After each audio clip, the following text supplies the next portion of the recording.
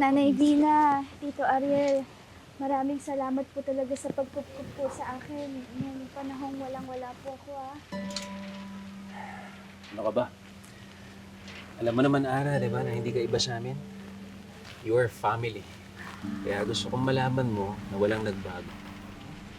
Anytime, welcome na welcome ka sa bahay namin. Kung mamimiss kita, Ara, wala na akong kabanding sa panunood ko ng series ng Webflix. Nanay Vina, hindi naman po mawawala yun. Uuwi lang naman po ako pero dadalaw-dalawin ko pa rin po kayo. Welcome home, Ara! Kunin lang po namin. Please. Ara! Mama! Sa wakas, buo na ang pamilya natin.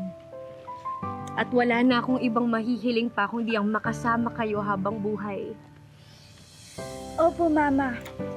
Forever na po tayo magkakasama. Hindi na po tayo maghihiwalay ulit ni Bella.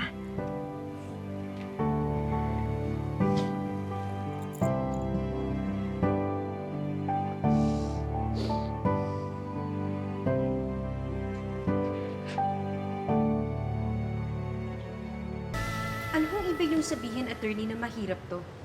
Pwede naman natin sampahan ng kaso si Gary, but we need to find him first. Hindi uusad ang kaso kung nawawala yung sasampahan. Paano po yung kaso laban kay Gwen? We can file for frustrated murder against her. May laban naman ang statement ni Rosel bilang biktima. We just need to find something to support her statement. At gagawa natin yun ng paraan. Don't worry, Mrs. Abad Montesillo. I would do everything para umusad ang kaso. Maraming salamat, attorney. Gusto kong makakuha ng hustisya sa lahat ng ginawa nila sa akin. Gagawin ko lahat at magbabayad ako kahit magkano. Mahuli lang si Gary at managot lang si Gwen sa lahat ng ginawa nila sa akin.